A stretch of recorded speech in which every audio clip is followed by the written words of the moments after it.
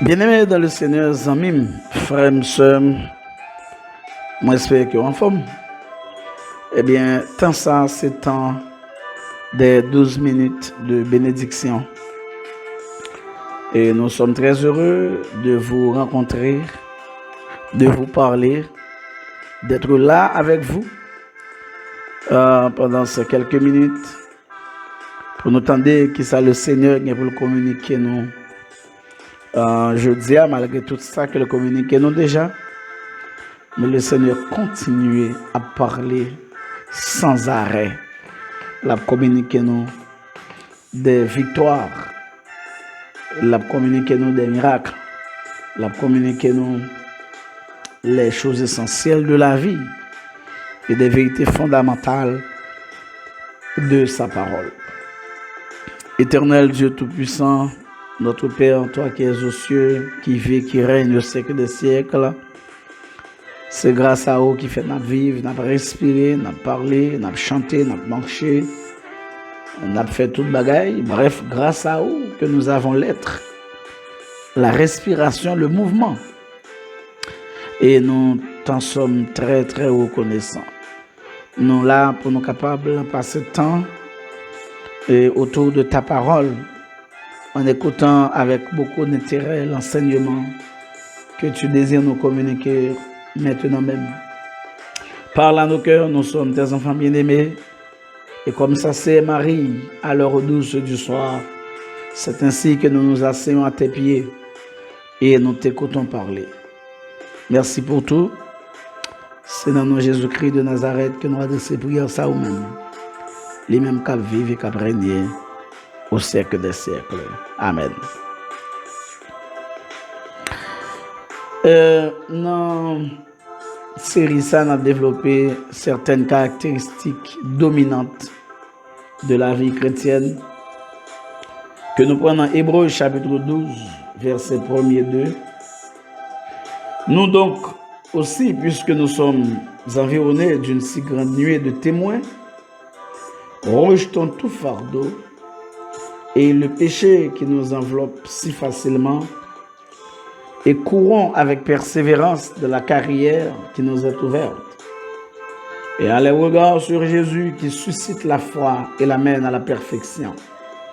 En échange de la joie qui lui était réservée, il a souffert la croix, méprisé l'ignominie et s'est assis à la droite du trône de Dieu. Et nous avons commencé avec série ça. Et là, nous avons commencé avec lui. Nous avons développé plusieurs bagailles qui ont rapport avec certaines caractéristiques qui dominent la vie chrétienne, telles que nous avions dit que la vie chrétienne, c'est une vie active. Nous avions dit aussi que la vie chrétienne, c'est une vie qui poursuit un but, qui a un but. C'est pas comme battre en l'air, c'est pas comme à l'aventure, mais qu'on côté de aller. La vie chrétienne, une vie tenace, une vie spirituelle, une vie de foi. Et je dis à nous regarder la vie chrétienne comme étant une vie d'abnégation. Une vie d'abnégation. Rejetons tout fardeau. Rejetons tout fardeau. Normalement, elle dit rejetons, c'est une exhortation que l'auteur l'a adressée à Moun qui parmi les Hébreux yo pas fait profession de Christ ou du moins des mondes qui pas fait preuve d'un engagement total dans la foi. Parce qu'en réalité, c'est comme si moun sa yo pas même commencé course là. Et la dit yo gen quelques bagages qui gênent nous, c'est pour nous rejeter yo, pour nous capable commencer course là. Et on va ouais, là va l'expliquer parmi les choses qui gênent le chrétien, il cite tout fardeau. Donc, fardeau ici, pas le sens de péché, parce que après ça, l'Ibral dit, et le péché qui nous enveloppe.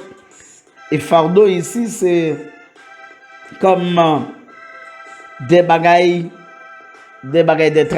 traditionnels qui encombrent vie chrétienne, et surtout des bagailles qui viennent du système lévitique, qui viennent faire chrétien paraître plus comme un légaliste qu'il paraît comme un monde qui a franchi par la foi et qui a marché dans la grâce. Donc, il dit, nous besoin rejeter fardeau ça. Et c'est vrai. Athlète là, il est obligé de débarrasser de tout vêtement qui est strictement pas nécessaire pendant la course là. Et ça rappelle David, le pour le combattre le géant Goliath. Saül connaît monsieur, c'est dans la guerre, il peut aller, dans la bataille.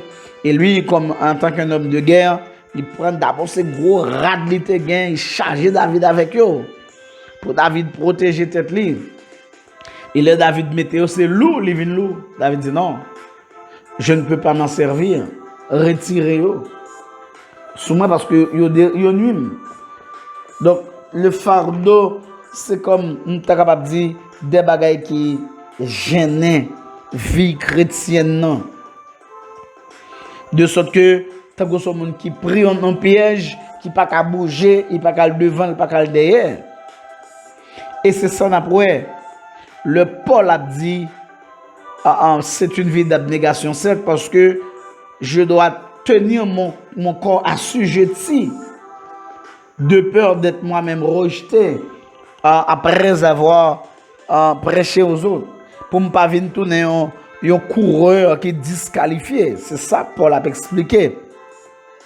Parce que l'expliquer ça très bien à Chrétien Corinthiens dans plusieurs textes, bien entendu. Il expliqué ça.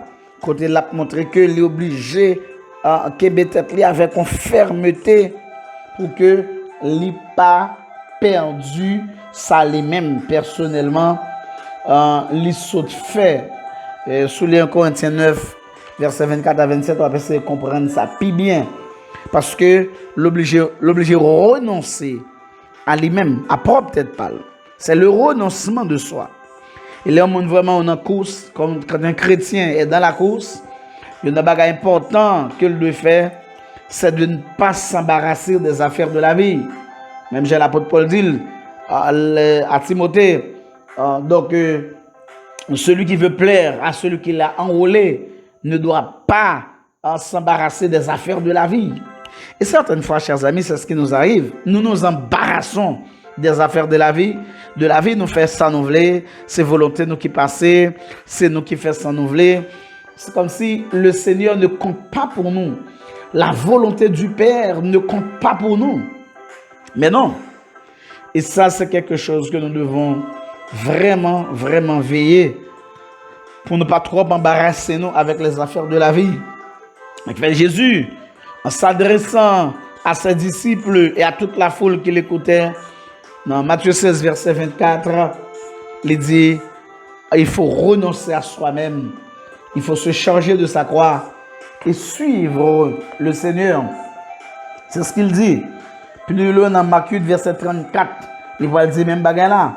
Plus loin, dans Luc 9, verset 23, Luc 14, verset 27, là, il dit même bagarre là. Bref, les gens qui viennent à Christ, avec confiance placée dans lui, ils doivent nécessairement renoncer à eux-mêmes et engager totalement à Christ.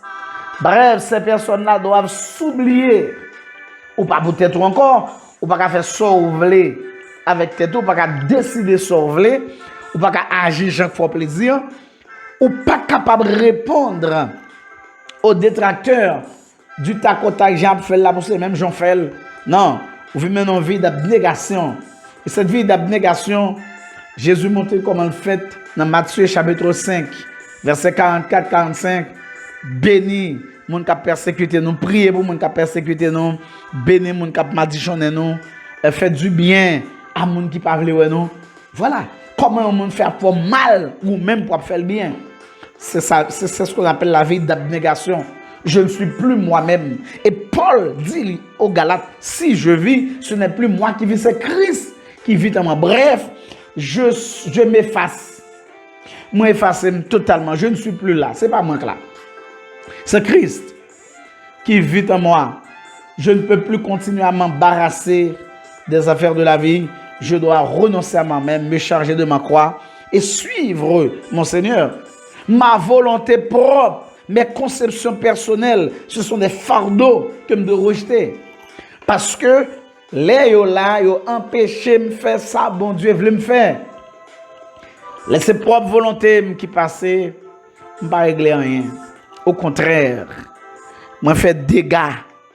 Au contraire, je fais des choses que je ne suis pas supposé faire. Je réagis, je ne suis pas supposé réagir.